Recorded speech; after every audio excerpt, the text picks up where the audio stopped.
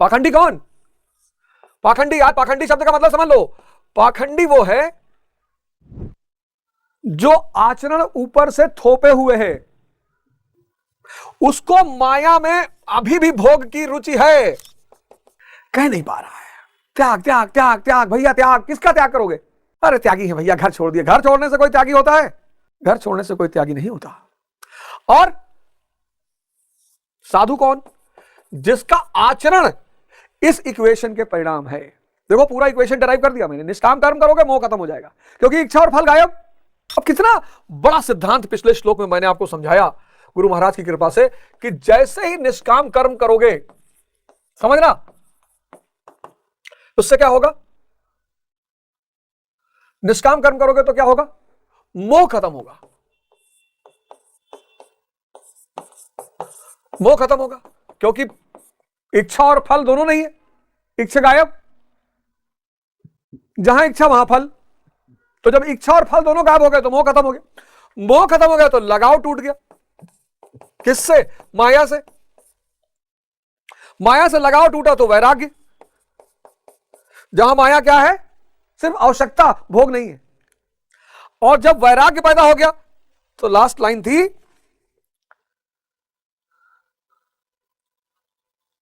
जब वैराग्य पैदा हो गया तो लास्ट लाइन सुनना, पिछले श्लोक की लास्ट लाइन, अर्थात उसे आज उस समय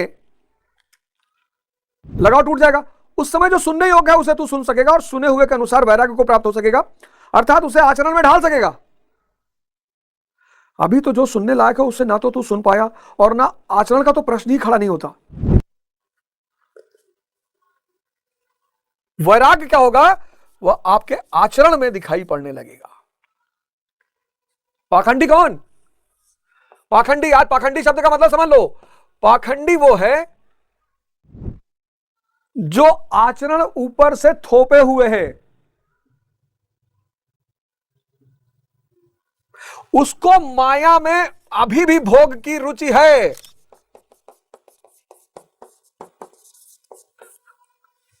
कह नहीं पा रहा है। त्याग त्याग त्याग त्याग भैया त्याग। किसका त्याग करोगे? अरे त्यागी है भैया, घर छोड़ दिया। घर छोड़ने से कोई त्यागी होता है?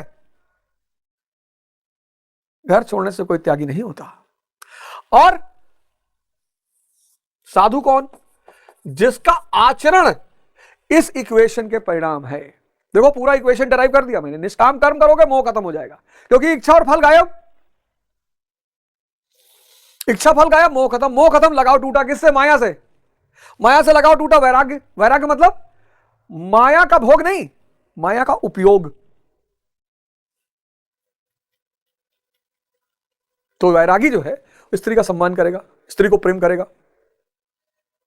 किसके रूप में? भगवती के रूप में, देवी के रूप में, मां के रूप में।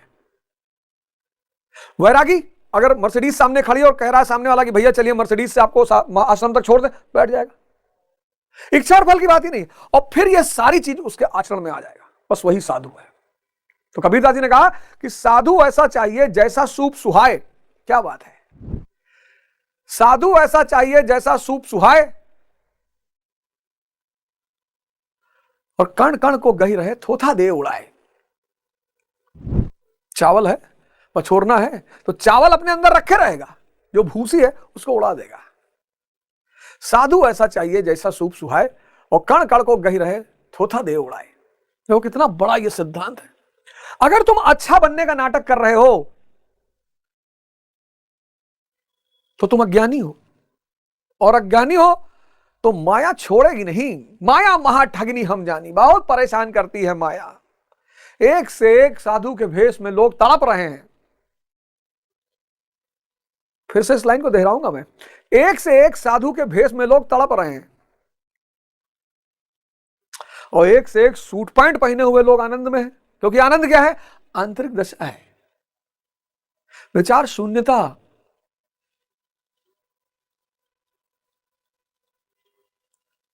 ये देखो 1,00,000 करोड़ का इक्वेशन है ये।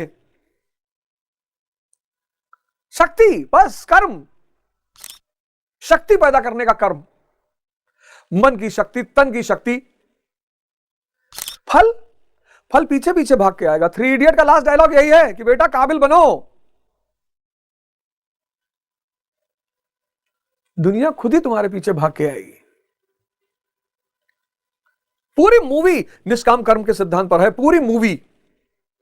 पूरी थ्री इडियट की मूवी निष्काम कर्म के सिद्धांत पे है। और रैंचो क्या है? योगी है, साधक।